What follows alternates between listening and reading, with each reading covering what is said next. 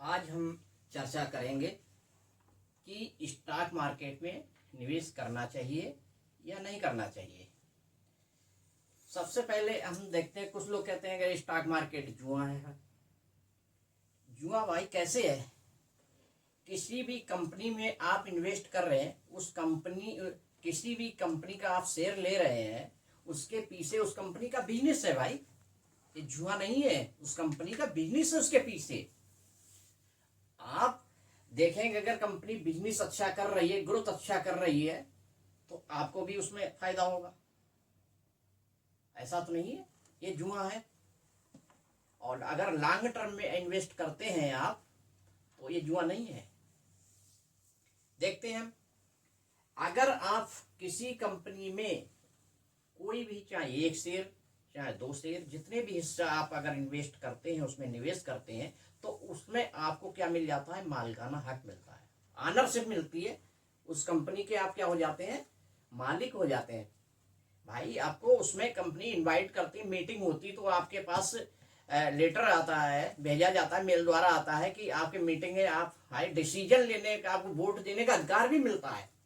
अगर आप एफडी है, बॉन्ड है, अगर कहीं और के इन्वेस्ट करते हैं, वहां आप ऑनरशिप नहीं है, वहां केवल आप कर्जदाता है, आपको बस इंटरेस्ट मिल जाता है, उससे नहीं मिलता है। वहां पर यहाँ पर आपको क्या मिलते हैं? ऑनरशिप मिलती है भाई। अगर कंपनी का लॉस होता है तो आपको भाई जिम्मेदार लॉस होंगे, अगर प्रॉफिट होगा तो जितने वो लाभ होते हैं वो मिलते हैं आपको। जैसे डिविडेंड का भी मिलता है, आपको बोनस भी मिलता है, आपको बोनस भी मिलते हैं इसमें। तो सबसे बड़ा तो यह है कि हमें बहुत गर्वान्वित महसूस होती है, हम किसी कंपनी में निवेश कर रहे हैं, उसके हम मालिक हैं भाई। ये बहुत बड़ा फायदा है इसमें। और सबसे बड़ी ये है, इसमें जो है रिटर्न बहुत अच्छा मिलता है। अगर आप बॉन्ड है या कोई एफडी है, कहीं उनकी तुलना में यहाँ रिटर्न अच्छे हैं, लॉस भी है भाई। जब रिस्क है तो बिजनेस भी है। और रियल एस्टेट में भी अच्छा रिटर्न मिलता है, किंतु वहाँ ये है कि आपके लिए ह्यूज अमाउंट चाहिए। क्या चाहिए? बहुत अमाउंट चाहिए।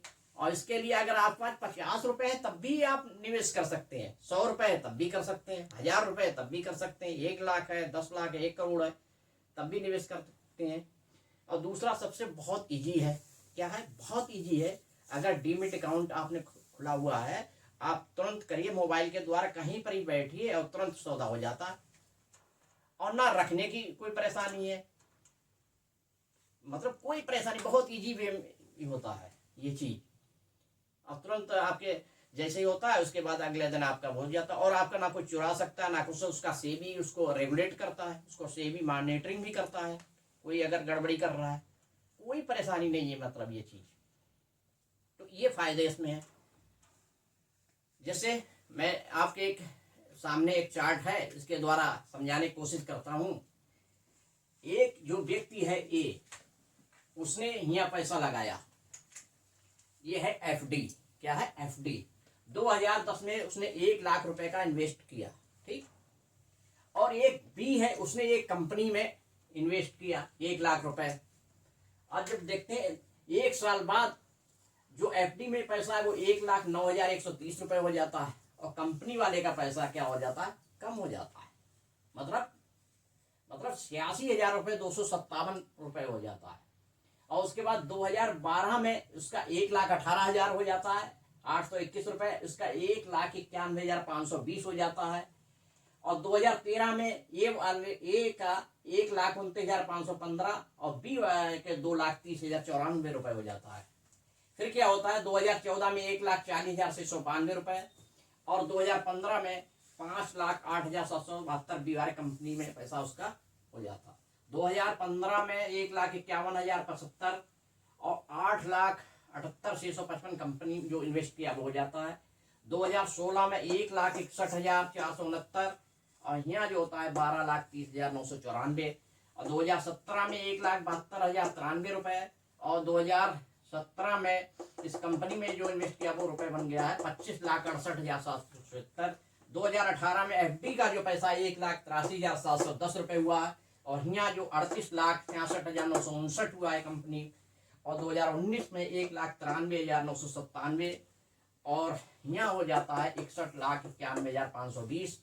2020 में 2,04,027 रुपये बनता है FD का, और यहाँ बनता है 77,41,228 रुपये बनता है। बताइए कि जो FD में लगाया जिस व्यक्ति ने ए का, उसको 10 साल रुपए 10 साल बाद मिलता है 2,04,027 रुपये, और यहाँ जो बी में जो कंपनी लगाया उसको मिलता है 77,41,228। बताइए कितना अंतर है। और इसको मिला है 54.548, मतलब 54.48 54.48% CAGR क्या होता है, कंपाउंड एनुअल ग्रोथ रेट है इसकी। और यहाँ केवल 7.39% से मतलब इंटरेस्ट से इसको पैसा मिला है।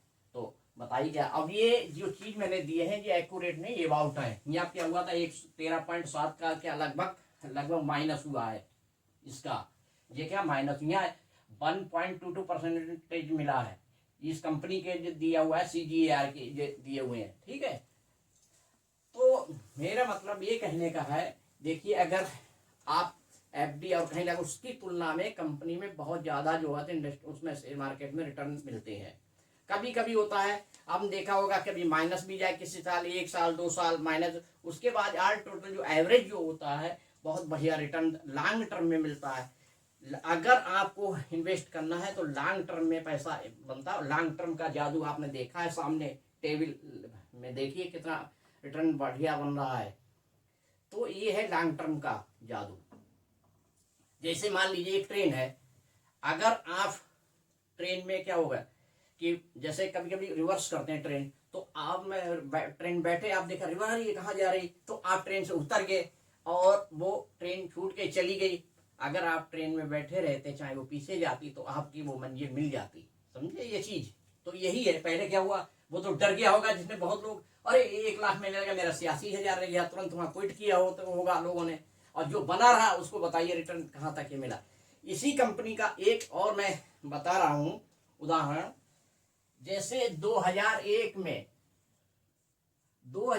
में इस कंपनी का शेयर था 3 रुपए, और उस मान लीजिए जिसने 1,000 शेयर खरीदे होते 3 रुपए के हिसाब से, तो 1,000 शेयर जो है कितने रुपए में इन्वेस्ट होता, 3,000 रुपए।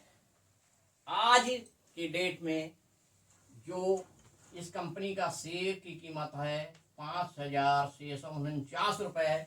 अब वही आज 1,000 शेयर से मल्टीप्लाई करो अगर, तो कितना रुपए बनता, बताइए कितना बनता रुपए? 56,49,000 रुपए बनता इस कंपनी में। इस कंपनी का नाम मैंने एक उदाहरण लिया, मेरा कोई ये ध्येय नहीं है आप इस कंपनी में इन्वेस्ट करें, केवल मैंने आपको सिखाने के लर्निंग चक्कर में एक एग्जाम्पल कंपनी का नाम लिया है। और वो कंपनी जो है, अब मैं नाम बता रहा हूँ आपको, वो कंपनी है ये बजाज फाइनेंस है। कौन सी कंपनी है? बजाज फाइनेंस कंपनी है। इस कंपनी का नाम क्या है? बजाज फाइनेंस। और ये है क्या है? Fixed deposit.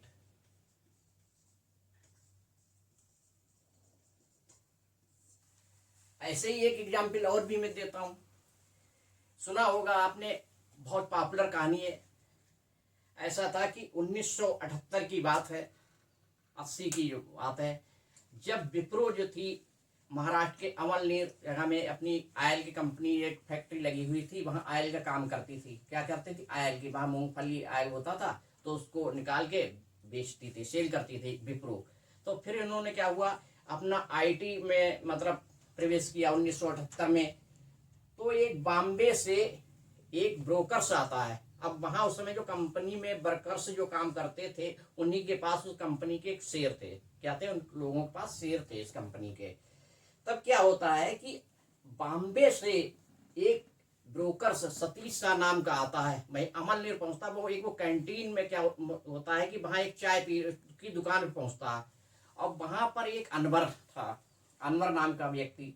जो अनवर था, अनवर के पिता की जो मृत्यु थी कुछ दिन पहले हो गई थी। ठीक, उनके 4 भाई थे, तो उन्होंने कुछ प्रॉपर्टी थी उसको सेल कर दिया। तो चारों भाइयों का नाम 20-20 हजार रुपए, मतलब 80,000 रुपए में बेची गई थी वो प्रॉपर्टी, और 20-20 हजार रुपए चारों भाइयों में बांट दिया गया था। तो अनवर के पास 20,000 रुपए थे, तो वो 10,000 रुपए कहीं इन्वेस्ट करना चाहता था। तो उसके बारे में उसने सतीश जो ब्रोकर था उसने बताया। तो उसी साथ भी उस अनवर ने भी, मतलब क्या होता है कि अनवर ने 100 रुपए के हिसाब से 10,000 के शेयर खरीद लिए, ठीक है।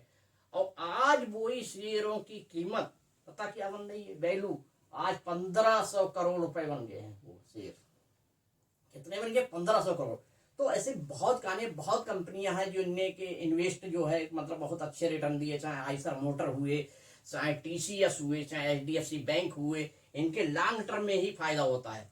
छोटे में अगर जाना है तो कोई वो नहीं है, मतलब शॉर्ट टर्म में आपको उसको लॉन्ग टर्म में ही बहुत इन्वेस्ट मतलब मिलता है। आपके अंदर क्या होना, धैर्य होना चाहिए, पैसा होना चाहिए, विश्वास होना चाहिए, तभी पैसा बनता है। मेरा कोई ध्येय नहीं है कि आप किसी कंपनी में इन्वेस्ट किए, मेरा केवल एक यही है कि केवल सिखाने के लर्निंग पर्पज से मेरा ये वीडियो है। बस, बहुत बहुत धन्यवाद।